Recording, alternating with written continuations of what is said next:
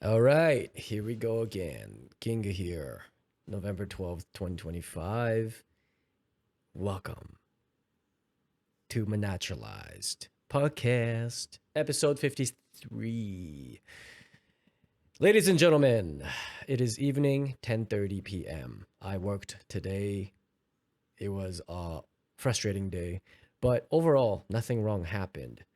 Good day, everything went fine. I just had a sort of a moody day. I've just been moody lately. Primarily, probably due to the fact that I didn't sleep that much last night because I went to a concert last night. Importantly, I went to a concert last night after work, uh, and I sacrificed sleep to go to this show because I went to see Matthew Good and his band. They stopped in Montreal last night, played at MTELUS, and of course, Matthew Good is a band from my high school days. High school days, they had hit songs in the late 90s into the 2000s, and those were my youth. Those are my youth years, and I have a lot of memories attached to his songs.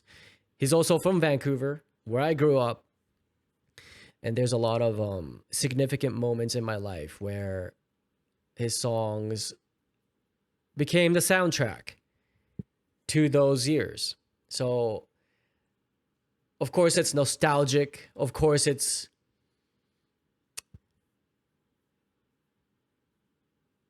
this reliving of the youth. And as I was saying about having a middle age crisis, as I am now beginning to wholly admit that I am going through, I had to go to this show. I had to go. So I went. I bought the ticket impulsively. I got an email saying Matthew Good's going to be in Montreal from Ticketmaster or something, or Spotify. I think I saw on Spotify. And I'm like, "You know what? Fuck it. Let's go." Bought the ticket, went to the show last night, and I actually couldn't even stay the whole show because I had to sleep. I left at 11 p.m. I was in bed by 12, and I woke up at 5 this morning. So I probably had like 4.5 hours of sleep. But the short set that I saw, it was great. It was extremely emotional. Extremely, extremely emotional. Oh man, I was like ready to bawl my eyes out. Like I wanted to just fucking cry the whole time. As soon as he started, he opened with Weapon. I think that was off of The Art of Being, the album. I'm not even a big Matt Good fan. Like I'm not like a I've actually never listened to an entire album of his. I just know his hit songs and some songs that I just liked, over the years that I ran into. And of course, a couple years ago when I was dating this much younger lady, she showed me a Matt Good song, Born Losers, which I really liked. Um, he also played that song, and it was great. He played a lot of songs actually that I liked. Weapon, Apparitions, Hello Time Bomb, Born Losers. There might have been a couple more, but and some songs that I don't know. I never heard of it because I just like I said, I'm not a huge like diehard fan. I just like some songs. But they have like very deep connection to my story, like they're the soundtrack to some moments in my life. So man, oh my god, it hit me so hard. Yeah, I had a real moment last night. Like I'm just standing there and I'm looking around and I'm just like, wow, everybody's so old. And I'm thinking like, you know what, they're probably the same age as me. You know, they're all the same age as me, probably, or older. Like some of them actually looked older. Like a lot of them, actually, a lot of them looked a lot older than me. Um, Definitely, a lot of people looked probably my age, but I just feel like people my age just look older than how I look. Like people still think I'm 25 just by the way that I look, thanks to my Asian genes, because Asians don't raisin. But I'm just standing there looking around like, oh my God, we're getting old. These people are fucking old. You know, I'm like, damn, that's crazy. And as soon as Matt Good steps up on stage and I see him, and back in high school, you know, he was like in his 30s or something. So like he was older, but he wasn't like, he looked, to me, he looked just like an adult person. He wasn't like super old. He just looked like a grown up person.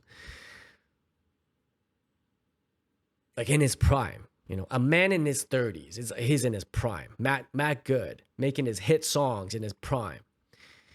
And last night, he came on stage, and I see this very frail looking old man with his with a with a with a gut, with like skinny little hand, like arms, and like frailing little hands, and like puffy face. And I'm just like, wow, this guy does not look anything like what I remember Matt Good to be like. And I'm like, wow, like we're getting old. Like time is passing, dude. Time is really flying, and it's not coming back. It hit me really hard. Like time is not coming back. Those moments when he was playing those hit songs, like not playing, but wrote those hit songs and was playing on the radio and everybody was hearing it, and he was at his peak. I was young. I was just going through my youthful challenges, living life, living experiences, making memories, good and bad. Those moments are gone.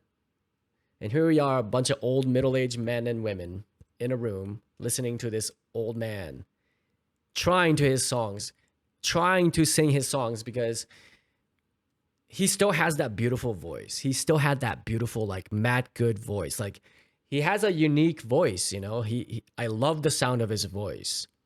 I like the way he sings. I like the way he sounds.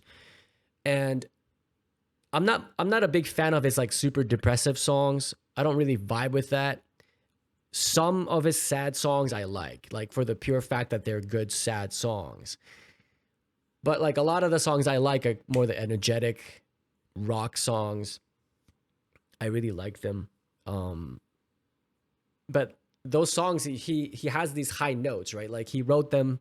He actually joked about it on stage, like, oh, I made the mistake of writing these songs, hitting these high notes when I was younger. Like I didn't think about the fact that I won't be able to sing them 20 years later, you know? And he couldn't.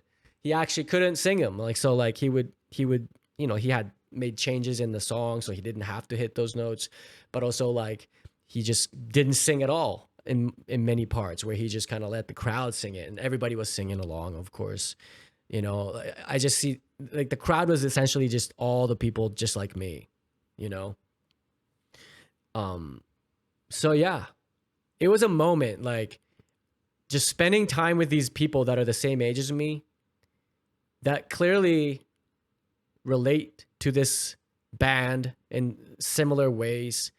And I just haven't had a connection with people my age in a really long time. You know, I hang out with young people.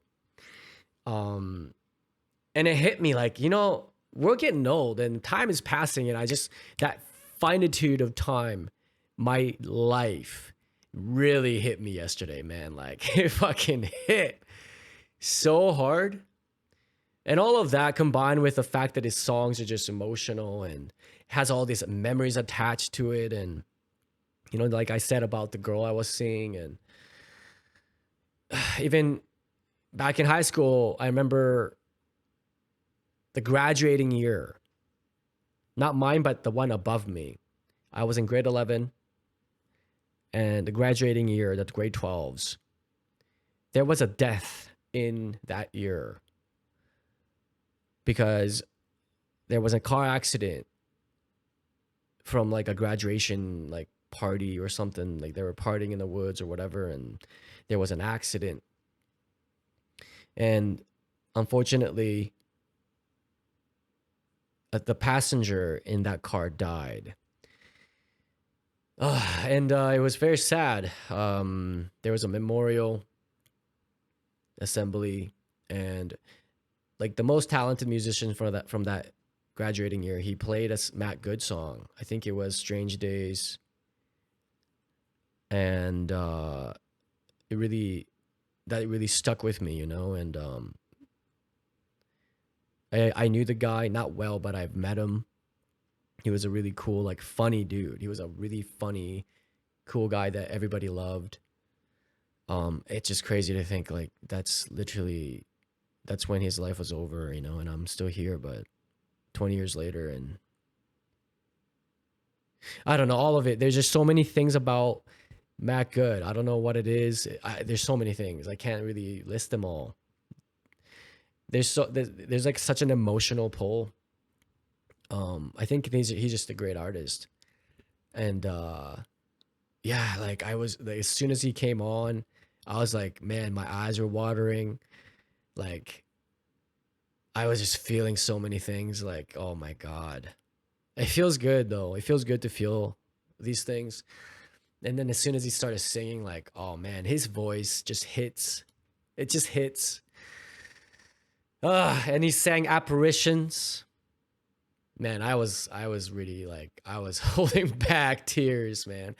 That was hard. I thought about leaving because I was like, I can't stay here.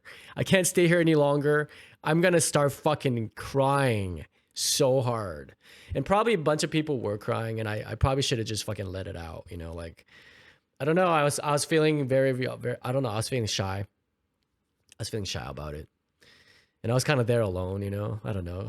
It's like uh you know, this is real. Like I am having a midlife fucking moment. This is it. That hit me squarely, and today I am admitting it. I am not special. I am not above it. I am having a midlife crisis, dude. I mean, maybe look, it's not a crisis in so much as like, oh my god, like everything is fucked. Like, yeah, it's challenging, but like I'm just going through the literally the most cliche things probably, and it's just what happens. It's natural, and I've never experienced it. I'm living through it, and I'm fucking doing it, and I'm fucking doing it 100,000%. You know, dated young women for the last 3 years, just talking on the internet about it. It's like doing just being unhinged, you know, at 39 years old. I don't know, like, and I can't relate to my people my age, you know, but just being in that room with people my age for the first time in a very long time, and just being like just acknowledging that fact, like this is it. This is what this is. This is what it looks like. You're crying at a show, you know, like you're crying at a show where this old man is frailing around on stage, you know. It's like this is not cool. Like this is not hip. This is not cool music. No kids are gonna think this is cool. You know, it's not gonna trend.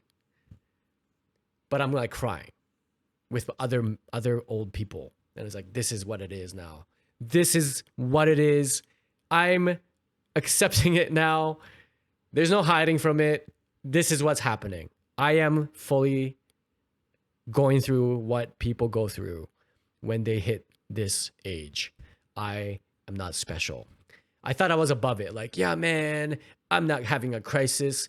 This is just how I am. I've always been like this. I live 100% fully all the time. But no, man, I'm just fucking doing it like everybody else, and I'm not special. And I humbly admit that I am not special. I'm just doing what so many other men have done in the past, and I'm squarely walking in their footsteps, and I am not saying anything new. And I've just been living in a bubble, you know? I guess I had to because yeah, like I don't have I'm not living like the scripted thing. I don't think. I'm kind of figuring it out. And as I do get to live experiences probably that a lot of guys probably don't get to. That's probably the thing that saves me probably is that I do go for those experiences. I do follow my heart. You know, I do the soul searching. I do the reflecting. I do go and fucking find out. I do go out and fucking find out, you know? I don't sit there like trapped in a marriage or, you know, get stuck in some sort of way. You know, I'm gonna go challenge myself. I'm gonna go figure it out. I'm gonna go experience something. If I have an idea, I'm gonna go do it. So I guess I'm lucky because I am getting to experience things that I want to experience, even though it might be like painful at times. Maybe it's not the answer, but because of these experiences, I get to have really cool highs and really fucking low lows, you know. But I get to live the full spectrum, and I get to actually get some answers. You know, I get to fuck up. I get to fuck up. I get to fuck up, and I get to find out. And whereas I guess a lot of people probably don't even get to do that. You know, they'll just be stuck just thinking about it and imagining how it could be, and that being painful because they don't get to experience it because they can't like they can't do it. They don't either have the bravery to do it, or they're stuck in a situation so where they can't, or they're afraid of what other people think, or whatever the reason may be. There's many reasons why people won't do something, but I think I'm lucky enough to be able to do it because I have the freedom relatively because I'm just a single guy. Um, but yeah, it hit me, and I'm fully accepting it now.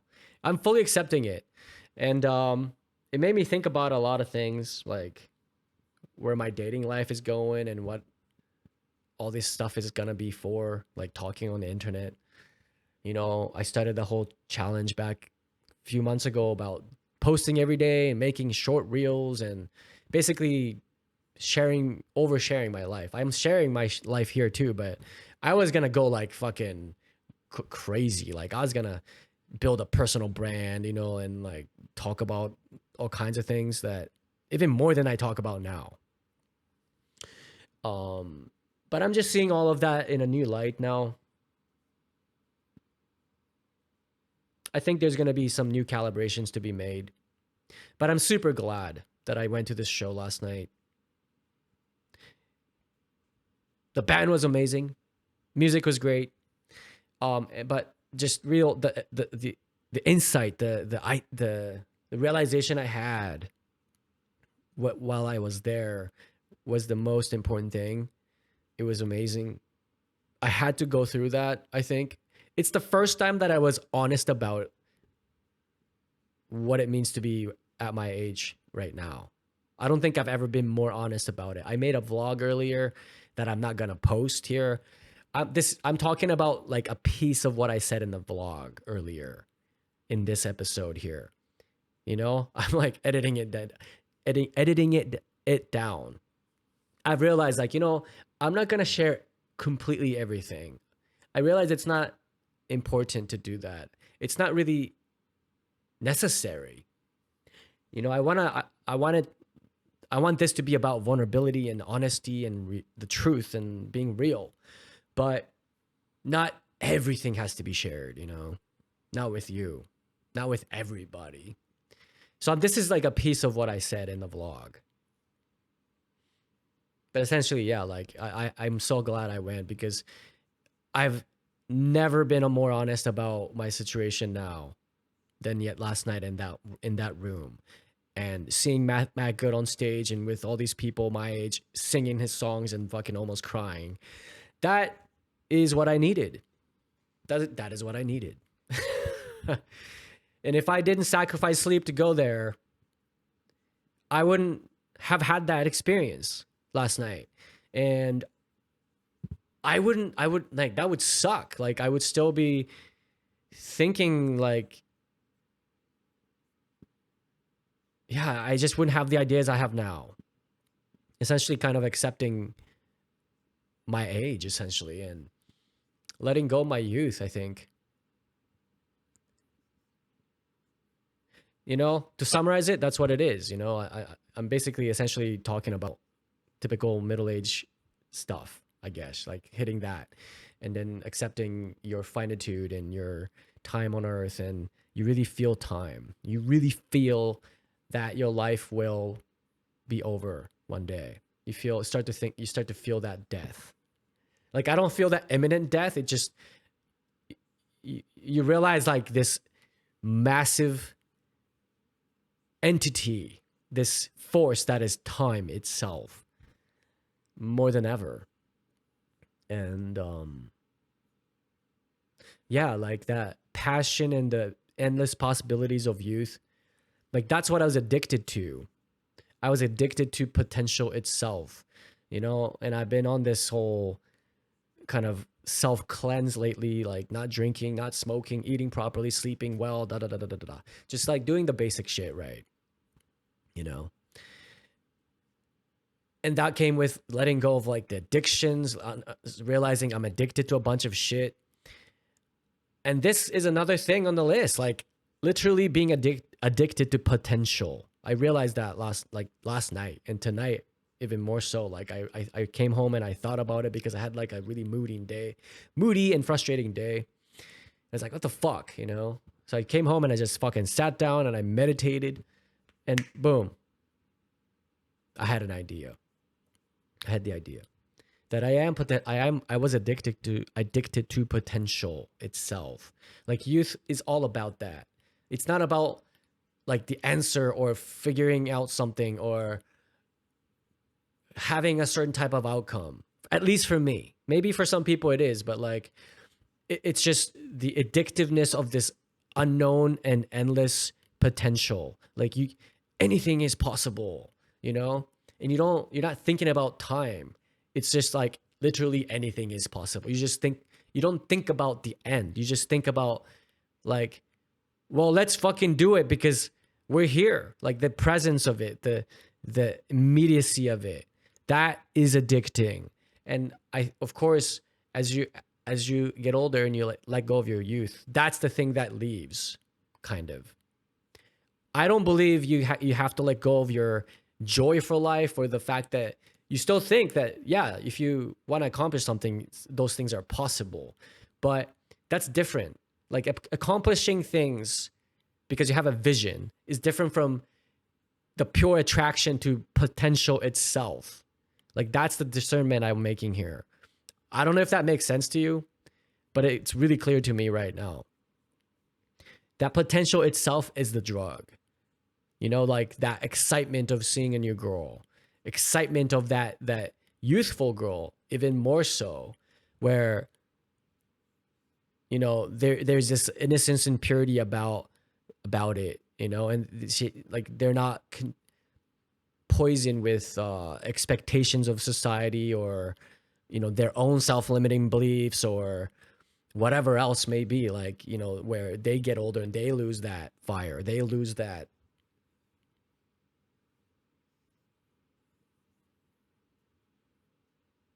magic, you know, as they get older too. So that, yeah, like just it's almost like, yeah, just potential itself is kind of like the same as not wanting the answer, you know. It's like, because as you age, I guess as you age, you kind of settle into an answer. Like, this is what I want now, and I'm going to live for that. Like, let's say family, or the type of person you want to spend that time, like start a family with, and you answer some things about your life and yourself, and you commit to that, and you give yourself from that place, and you try to do it as best as you can, as best you can. But in your youth, you're not thinking about that. You're just thinking about, like, what is possible from here? Where's it gonna go? Oh, let's find out. Like, just finding out itself is the thing that is addicting. It's fun because it's like you don't know anything, right? You don't know anything. That's so fun. It's so mysterious and fun, and you find out things, and there's this euphoria about finding shit out, and you're learning, and you're having these experiences of highs and incredible highs, super lows, heartbreaks, all that. Like, it's great. It's so fun. It's so fun, dude. But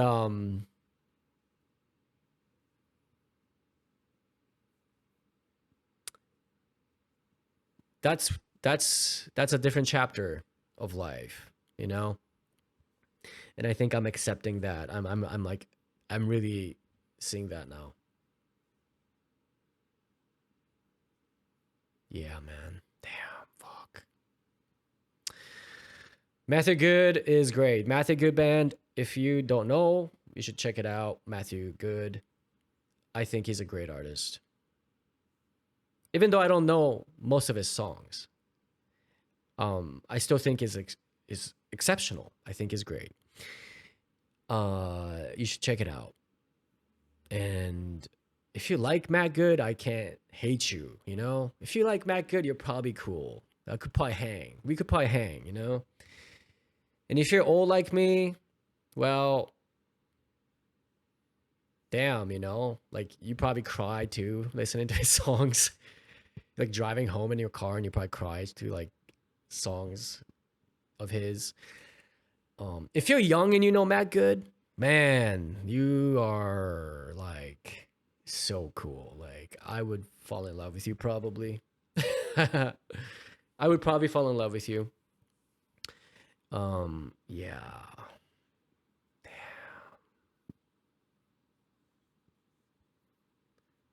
That's about it. That's about it. I don't have much else to add here. But the reason why I missed my podcast yesterday, and I promised yesterday, like 2 days ago, I'm like, I'm gonna post every day this week. That is a challenge, and I immediately didn't post the next day. But I have a very good reason. I worked. I went straight to the show, and I left the show early at 11 p.m. Came home and just went straight to fucking bed, and that's all the time I had in my day, and I still slept only 4 hours, and I went to work today. And I actually didn't, I had an okay day. Like I said, I was angry and kind of frustrated, but, like, overall, I am grateful about today, especially because I had this realization, and I'm able to articulate it more truthful and more honestly about it to myself than I have ever done before. So to me, that's fucking awesome. I've never, yeah, like, that's the truth. Like, I have never said this truth to myself like this. I felt it probably, but I wasn't able to articulate it. I didn't know what it was. It's like, there's something. I know there's something going on here, but I just wasn't able to say it. I didn't know how to say it in words. And I feel like I did it today, like, more clearly than I ever have. And that means something to me.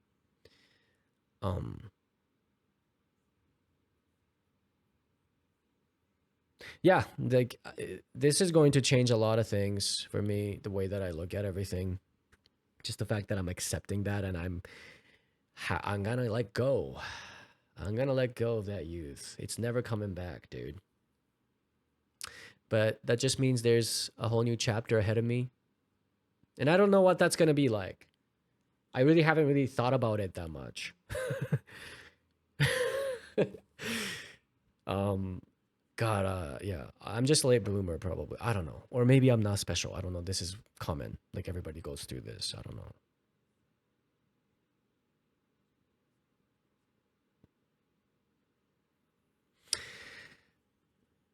I'm glad. I'm grateful. And that's it. I just wanted to appreciate Matthew. Good band. Great fucking band. I had an experience last night. I'm so happy I went to that show. I should have bought the fucking t-shirt. I didn't. Yeah. And anyone out there who listens to Matt Good, I love you. You're amazing. Any young people getting like finding Matt Good, I love you. I love you. Keep being awesome. You'll be a cool adult, I think. And middle aged eventually. So yeah. God bless you. That's it. That's it. I don't have much else to say. I'll just keep rambling if I keep talking. So yeah, I just wanted to share that. I had a big moment, and it's really meaningful to me. I don't know if that carried through. It was very meaningful. Maybe that's why I was fucking moody today. Like, and I was underslept. But like, I'm overall fucking grateful. I'm living my life.